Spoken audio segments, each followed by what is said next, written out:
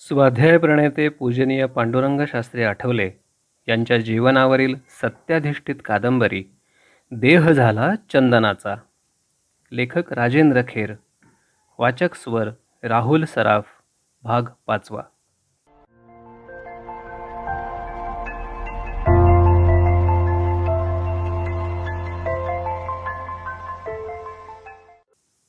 रस्त्यावरची वर्दळ आता वाढली होती. उन्ह चांगलीच वर आली होती. रस्त्या पलीकडे असलेल्या घरांपुढल्या आम्रवृक्षांमधून सूर्याचा प्रकाश पाझरलेला दिसत होता. उन्हांमध्ये सूर्याचा पर्णसंभार चमचम करत होता. तळ्यापलीकडच्या बाजूला असलेलं शिवालय मात्र सावलीत दडलं होतं. मधूनच शिवालयातून घंटानाद ऐकू येत होता. नर्मदा अजूनही रस्त्याकडेच पाहत होती. तिच्या तंद्रीचा भंग करून पांडुरंगानं विचारलं, ताई, अण्णांनी आज बाहेर स्नान कशासाठी केलं ग? पांडुरंगाकडे बघत ताई म्हणाली, अरे, अण्णा आज अस्पृश्यांच्या वस्तीत गेले होते ना मनाचे श्लोक शिकवायला, म्हणून त्यांनी स्नान केलं. मनाचे श्लोक म्हटल्यावर स्नान करायचं असतं का ग ताई? मनाचे श्लोक म्हटल्यावर नाही, अस्पृश्य वस्तीत जाऊन आल्यानंतर स्नान करायचं असतं. का? अस्पृश्य म्हणजे कोण असतात? अस्पृश्य म्हणजे त्यांना शिवत नाहीत. म्हणजे ती माणसं नसतात. माणसंच असतात, पण त्यांना शिवत नसतात. का? ती वाईट माणसं असतात का ग ताई? माणसं वाईट नसतात, पण जाऊ दे, तू कशाला एवढा विचार करतोयस? एवढ्यात अण्णा तिथं आले. त्यांनी विचारलं, कसला विचार चाललाय याचा? नर्मदा म्हणाली, कसला नाही अण्णा, काहीतरी प्रश्न विचारत असतो. ओसरीवरच्या तक्क्याला टेकून बसत अण्णा म्हणाले, काहीतरी प्रश्न तो विचारणार नाही नर्मदा. तो अतिशय हुशार आहे. सर्व गोष्टी जाणून घ्यायचा त्याचा परिपाठ आहे. आपणही त्याला योग्यच उत्तरं दिली पाहिजेत. आता काय प्रश्न पडलाय तुला पांडुरंगा? अण्णा, तुम्ही बाहेर स्नान कशासाठी केलं असं मी या ताईला विचारलं, तर ती म्हणते, त्या माणसांना. कोणत्या माणसांना ग ताई? अस्पृश्य. हो, त्यांना शिवायचं नसतं असं म्हणाली ताई. अण्णांनी एकदम पांडुरंगाला जवळ घेतलं. मग म्हणाले, पांडुरंगा, फार अवघड प्रश्न विचारलास बाळा. काय उत्तर देऊ तुला? त्या दुष्ट रूढींबद्दल सांगून तुला काही कळणार का आहे? मग जणू ते स्वतःशीच बोलायला लागले. देवानं माणूस सारखाच घडवला, पण माणसानंच माणसात भेद निर्माण केला. अस्पृश्यांना दूर लोटलं, त्यांना गावकुसाच्या बाहेर ठेवलं. शिक्षण, शेती, उत्सव, मंदिर या अनेक गोष्टींपासून त्यांना वंचित केलं. कशासाठी? कुणी हे भेद निर्माण केले? मला फार फार यातना होतात या गोष्टींमुळे. ही बंधनं झुगारून देण्यासाठी मी माझ्या परीनं प्रयत्न करत असतो. 20 वर्षांपासून मी त्यांच्या वस्तीत जात आलो आहे. त्यांना शिक्षण देण्याचा प्रयत्न केला आहे. पण हा बदल एकदम कसा घडून येईल? त्यासाठी काही काळ जावा लागणारच. ही सामाजिक बंधनं मी काही प्रमाणात झुगारून दिलेली आहेत. पण ही बंधनं एकदम सर्वस्वी झुगारून दिली तर समाज मलाच दूर लोटेल. मग मी समाजकार्य कसं करणार? तुला कसा काय घडवणार? पांडुरंग तेव्हा अण्णांकडे अवाक होऊन पाहत होता. त्यांचं बोलणं त्याला समजत होतं, पण उमजत नव्हतं. या जगात कोणती तरी वाईट चालीरीती आहे आणि अण्णांना ती मुळीच मान्य नाही. इतकंच नाही तर ती वाईट रूढी घालवण्यासाठी अण्णा त्यांच्या परीनं प्रयत्न करत आहेत याची जाणीव मात्र पांडुरंगाला झाली होती. अण्णा काही काळ बोलायचे थांबले होते. तेवढ्यात सरस्वतीबाई हातात कडवेवालांनी भरलेलं ताट घेऊन बाहेर आल्या. खाली बसत त्यांनी विचारलं, कसलं एवढं गंभीर बोलणं चाललंय? नर्मदाताईनंच उत्तर दिलं, काही नाही. पांडुरंगानं नेहमीप्रमाणे प्रश्न विचारला आणि अण्णा त्याला उत्तरं देत होते. अण्णा म्हणाले, याचे प्रश्न मात्र विचार करायला लावतात हं. त्यांचं बोलणं संपतंय ना संपतंय तोच पांडुरंगाचा पुढचा प्रश्न आलाच. आता मात्र प्रश्नाचा रोख सरस्वतीबाईंकडे होता. आजी, हे वाल आहेत ना? हो बाळा. पण त्याला मोड कसे आले? भिजत टाकल्यामुळे. वाल भिजत टाकले म्हणजे दुसऱ्या दिवशी त्यांना मोड येतात.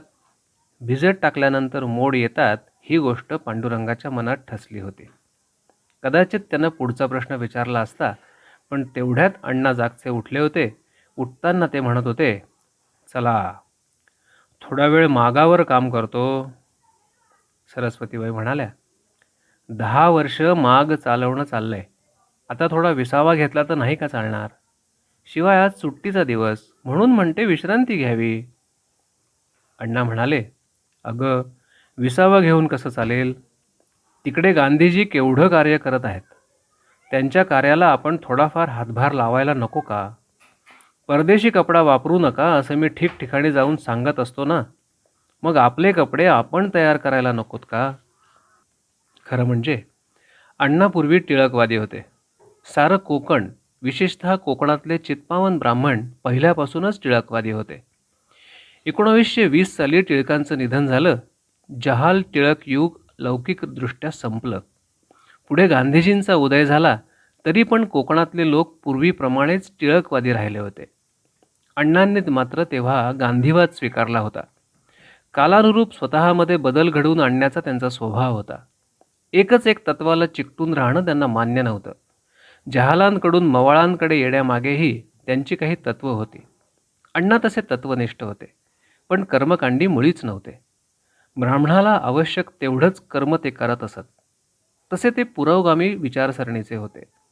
गांधीवाद स्वीकारल्यानंतर त्यांनी खादीचा प्रचार सुरू केला.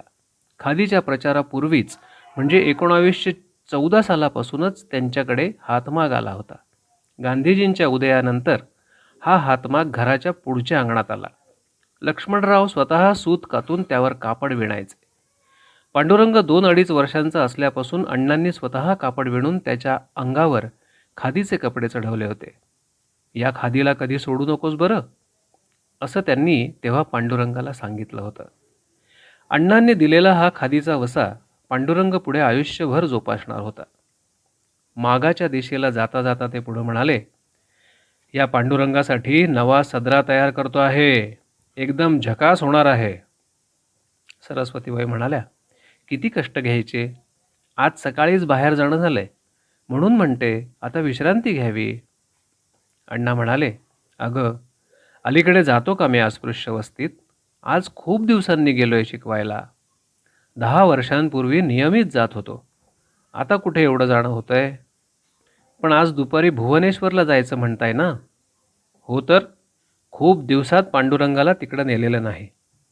पांडुरंगाकडे बघून ते पुढं म्हणाले, दुपारनंतर आपल्याला जायचंय हं. जेवण करून थोडा वेळ विश्रांती घ्या आणि आता उड्या मारू नकोस, नाहीतर पाय दुखतील. एवढं बोलून अण्णा मागाच्या दिशेनं गेले. पांडुरंग आणि नर्मदाताई हे दोघे सरस्वतीबाईंबरोबर घरात गेले. आत गेल्यानंतरही पांडुरंगाचे अस्पृश्यांबद्दलचे विचार मुळीच थांबलेले नव्हते. भुवनेश्वर मंदिर तसं फार दूर नव्हतं. रोह्याच्या आग्नेय दिशेला ते साधारण 1 कोस अंतरावर होतं. आठवल्यांच्या घरापासून चालत तिथे पोचायला साधारणतः 20 ते 25 मिनिटं लागायची. अधूनमधून अण्णा भुवनेश्वरला जात असत. आज मात्र ते एकटे निघाले नव्हते. पांडुरंग आणि नर्मदा यांनाही त्यांनी बरोबर घेतलं होतं. घरापुढच्या रस्त्यावरून ते दक्षिणेला चालत निघाले. सरळ चढ चढून गेल्यानंतर त्यांना डावीकडे वळावं लागणार होतं. वळल्यानंतर सरळ 15 ते 20 मिनिटं चालून गेल्यानंतर ते भुवनेश्वरला पोहोचणार होते. चढ चढून वर आल्यानंतर अण्णांनी त्या दोघांना उद्देशून विचारलं, आपण आधी तळ्यावर जायचं का? दोघेही एक सुरात ओरडले, हो, मज्जा येईल.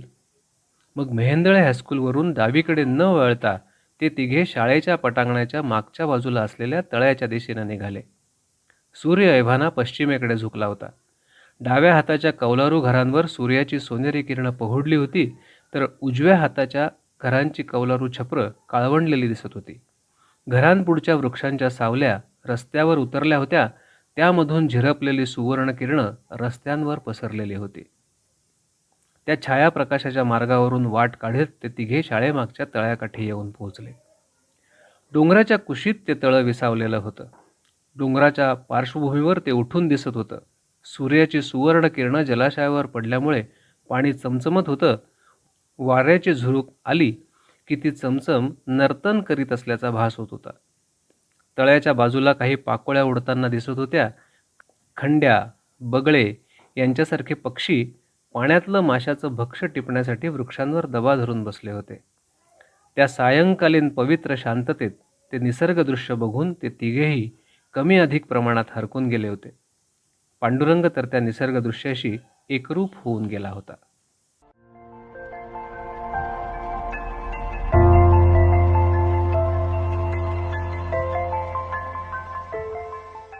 देह झाला चंदनाचा. लेखक राजेंद्र खेर.